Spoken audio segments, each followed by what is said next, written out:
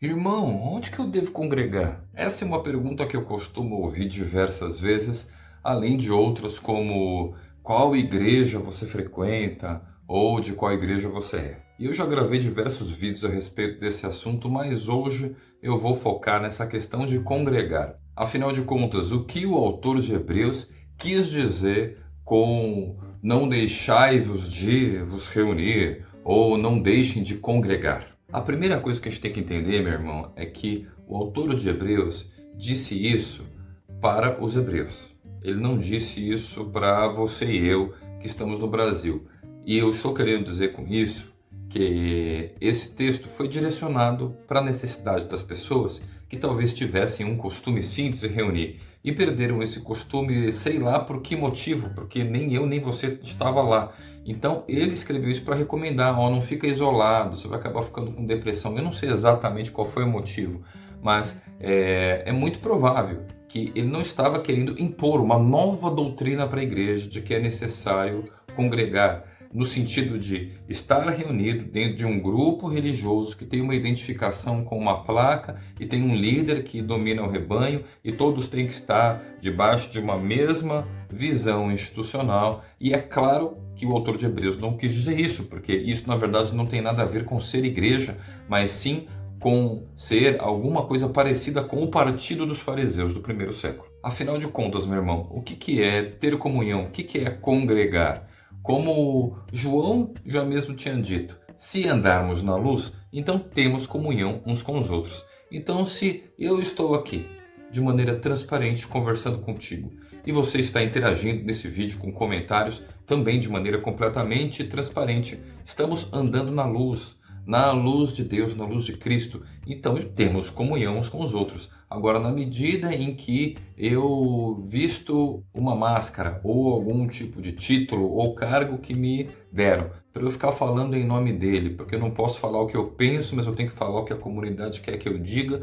Então, na medida em que a gente precisa ser uma pessoa que a gente não é, por estar representando algum tipo de função institucional, então não temos comunhão uns com os outros, porque são representantes falando com representantes, não são pessoas reais falando sobre si mesmas. Então elas estão, na verdade, quase como encenando um personagem. E pensa comigo, meu irmão, se existem diversos atores num palco que estão contracenando, por mais que eles finjam que, sei lá, no roteiro eles são uma família, eles não têm comunhão uns com os outros porque eles estão sentados nas cadeiras ali no palco, porque aquilo é uma encenação, eles estão representando. E é esse tipo de comunhão que as pessoas se referem a congregar. Então, dentro de uma igreja, todo mundo tem que estar vestido de um jeito, você não pode falar isso e aquilo, e você não deve falar a respeito daquele escândalo que teve na igreja. Então, quer dizer, tem um monte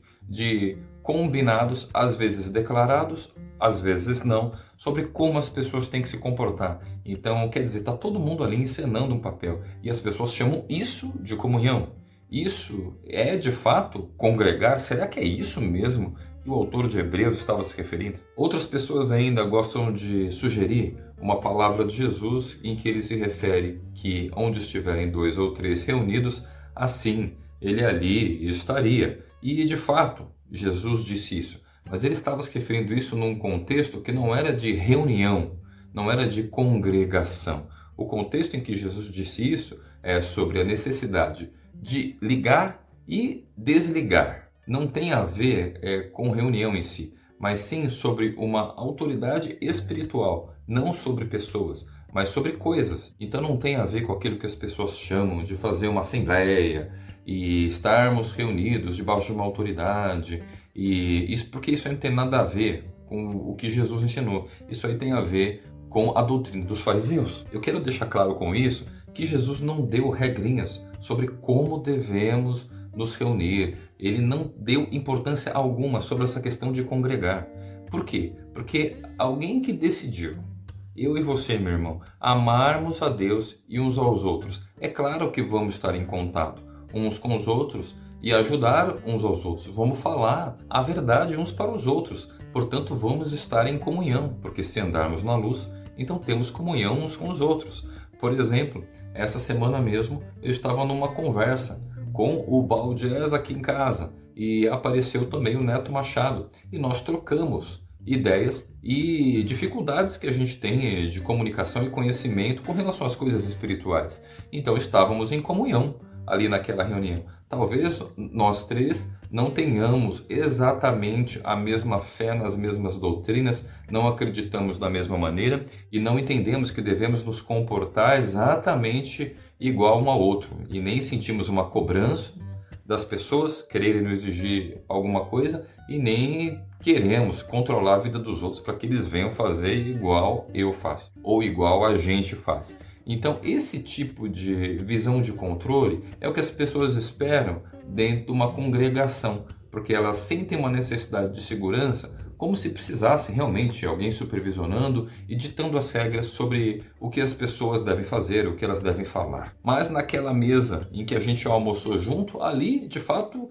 estávamos tendo comunhão, porque além de partir o alimento, a gente estava partindo também conhecimento espiritual, ou seja, o alimento espiritual. Então tem o pão físico, tem o pão espiritual e isso estava sendo compartilhado conjuntamente.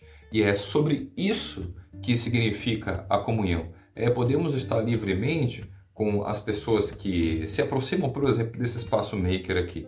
E elas vêm aqui para, sei lá, com uma referência cultural e que tem a ver com alguma coisa do espiritismo. E a gente poder abertamente conversar com ela, sem que ela se sinta ameaçada por mim ou que eu me sinta ameaçado por ela. A gente pode conversar abertamente sobre todas as coisas. E nisso consiste a comunhão que temos uns com os outros. Isso não tem a ver sobre estarmos sob um peso, um jugo opressor em que todo mundo tem que se comportar da mesma maneira, porque isso não tem nada a ver com congregar. E eu sei que você pode estar pensando aí que, na verdade, eu estou querendo justificar o fato de eu ser um desigrejado. Mas eu explico para as pessoas que desigrejado, na verdade, é quem ainda não foi chamado para fora do sistema, porque quem está preso nas sinagogas cristãs, ou seja, nas estruturas religiosas de manipulação e controle humano, então essas são as pessoas que, na verdade, precisam ser chamadas para fora do sistema. Então, se as pessoas estão dentro de um sistema religioso, dentro de um partido religioso, na verdade, isso não tem nada a ver com comunhão. Isso não tem nada a ver com igreja, que significa literalmente chamados para fora. E aí pensa comigo, meu irmão. Eu tenho feito live com os irmãos, semanal, para a gente compartilhar a palavra.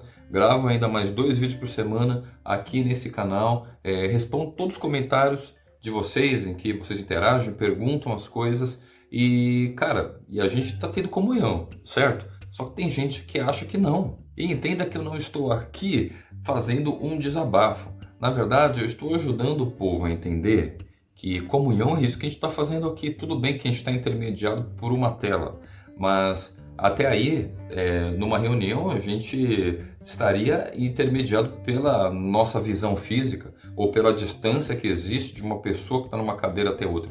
Então a gente sempre está intermediado por algum tipo de espaço físico. Não é porque eu não tenho um contato físico com alguém que isso vai ser mais ou menos espiritual, porque a espiritualidade não tem nada a ver com o mundo físico. A comunhão tem a ver com andarmos, na verdade, de acordo com a palavra que nos rege. E cada um está de acordo com ela. Cada um está alinhado com aquilo que recebeu de Deus. Então, se você aí sente que está alinhado na palavra que Deus te deu e se sente livre para compartilhar, e eu da mesma maneira, então temos comunhão uns com os outros, se falarmos a verdade, se andarmos na luz. Agora eu entendo o sentimento daquelas pessoas que sentem a necessidade de fazer parte de algum tipo de coletivo, porque eles precisam de uma validação social para a fé delas. A fé que elas têm em Deus individual não é suficiente, então elas precisam de validação. Elas precisam de falar assim, que bom, meu irmão, que você está firme, quer dizer, firme porque ele apareceu na reunião, né? Então as pessoas julgam que firmeza espiritual é um comportamento religioso, de você estar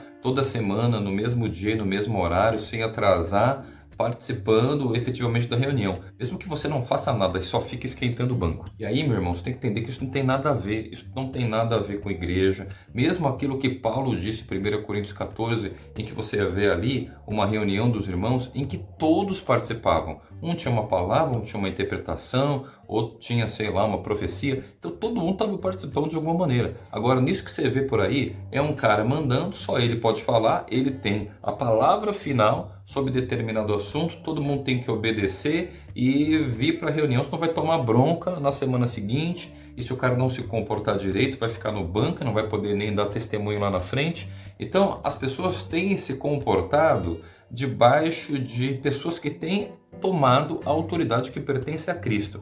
E elas, ao congregar nesse lugar, dizem que elas estão congregando e elas estão certas, então sou eu que estou errado. E eu gosto muito do exemplo de Abraão, que ele não sentia nenhuma necessidade da validação dos pais dele com relação à fé e fidelidade que ele tinha a Deus, e nem da esposa dele. Ele tinha uma caminhada sólida, consistente com Deus. E então ele recebia as palavras, ele era guiado por essas palavras, ele tinha comunhão com Deus.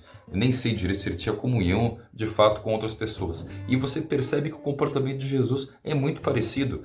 Você vê ali Jesus indo para a cruz, aparentemente ele não estava congregando com ninguém. Pelo menos na última fase em que ele vai ali para a cruz. E sempre tem gente que gosta de citar aquele texto que aparece Jesus tendo o costume de ir para as sinagogas. Mas eu quero chamar a atenção daqueles que gostam desse argumento, porque de fato Jesus ia para lá, mas ele ia para anunciar a palavra, e na medida com que ele fazia isso, ele costumava ser perseguido, ele não era bem aceito, ele não pregava as coisas ali para agradar todo mundo, ele simplesmente dizia o que precisava ser dito, ele não estava ali muito preocupado em se adequar às tradições religiosas, tanto que, como a gente vê em Mateus 15, Jesus ele não seguia e não ensinava os discípulos dele a seguir as tradições dos religiosos. Agora, existe uma alternativa, sim, para nos encontrarmos com os irmãos que vai além das redes sociais, aqui do YouTube, ou que seja por WhatsApp, é aquela questão da gente, por exemplo, fazer uma visita para o irmão.